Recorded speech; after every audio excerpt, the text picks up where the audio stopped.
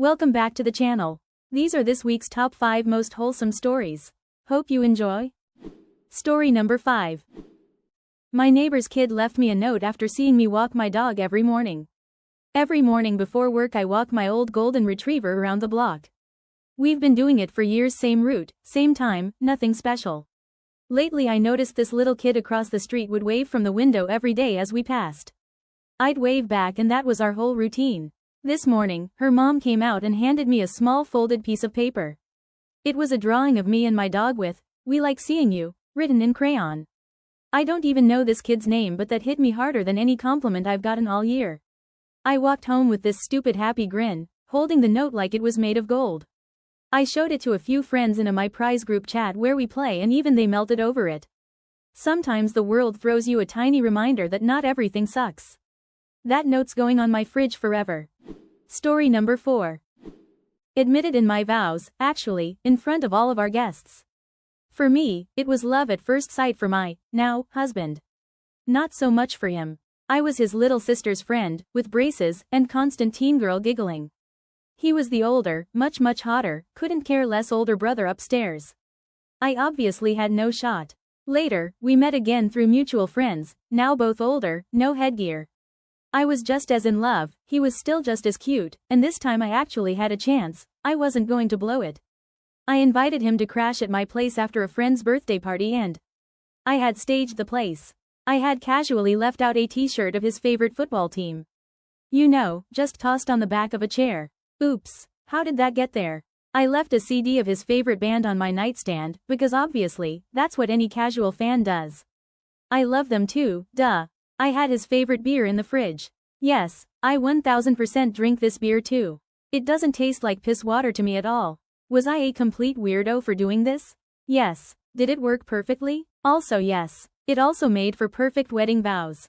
His sister, a bridesmaid, was only a little annoyed to find out I was using our hangouts as study sessions on her older brother. Just kidding. She thought it was hilarious and knew all her friends thought he was cute obviously. Story number 3.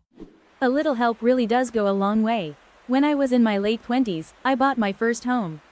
My neighbor, Andy, was in his early 80s, kind, gentle, and honestly, the best neighbor I've ever had. Every winter, without fail, he'd be out early in the morning, bundled up, trying to clear his driveway with just a shovel. So one day, I brought my snowblower over and helped him out. He tried to refuse, saying he could handle it, but you could tell he appreciated it. After that, it became our little routine. Whenever snow fell, I'd make sure to set my alarm early and get over to Andy's place before he started. At first, he'd still come out to help, but eventually, he just smiled and let me handle it. Every time, he'd offer me a cup of coffee as thanks. I'd tell him, get me a hot chocolate instead. I'd take it home and give it to my daughter, and later, to my son when he came along. Andy thought that was the sweetest thing. From then on, he started bringing over 2 hot chocolates for the kids every snowy morning. We lived next to Andy for nearly 10 years before we moved away. Still, I'd stop by once in a while to lend a hand with little things. Then, one day, years later, I got a call that Andy had passed away.